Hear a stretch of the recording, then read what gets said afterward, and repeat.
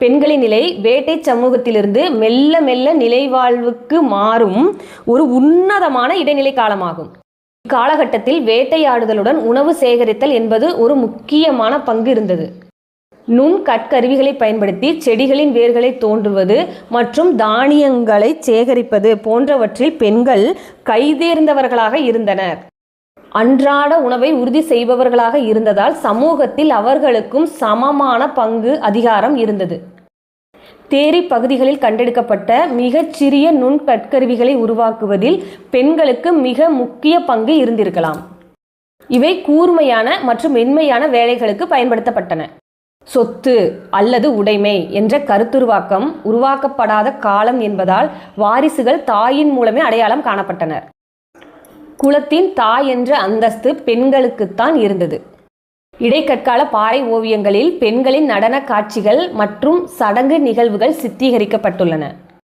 இயற்கையோடு இணைந்த வழிபாட்டு முறைகளில் பெண்கள் மந்திர பண்பு கொண்டவர்களாக கருதப்பட்டனர். இதுவே பிற்கால அணங்கு அந்த வழிபாட்டிற்கு ஆதாரமாக இருந்தது. இக்கால மக்கள் நாடோடிகளாகவும் தற்கால குடியிருப்புகளில் வாழ்ந்தாலும் பெண்களின் நடமாட்டத்திற்கோ அல்லது செயல்களுக்கோ எந்த சமூக தடைகளும் இல்லை. தூத்துக்குடி மாவட்டத்தின் தேரி பகுதியில் கிடைத்த நுண் கற்கருவிகள் அக்காலகட்ட மக்கள் கடல் வேட்டையிலும் ஈடுபட்டிருந்தனர் என்பதற்கு சான்றுகளாகும்.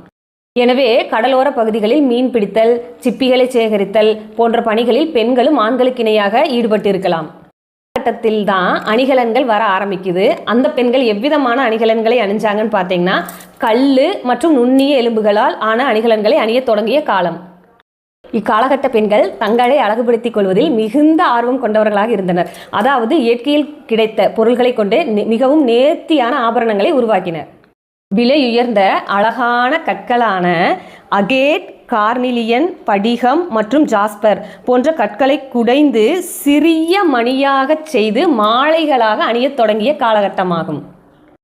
துளையிட்ட தட்டையான கற்களை கழுத்தில் தொங்கவிட பயன்படுத்தினர். மென்மையான பாறை கற்களை குடைந்து வளையல்கள் செய்திருக்கலாம் என்ற சான்றுகள் சில இடங்களில் கிடைத்துள்ளன. வேட்டையாடப்பட்ட விலங்குகளின் எலும்புகளை சிறு துண்டுகளாக வெட்டி மெருகேற்றி அதை மணியாக பயன்படுத்தியும் அணிந்தனர்.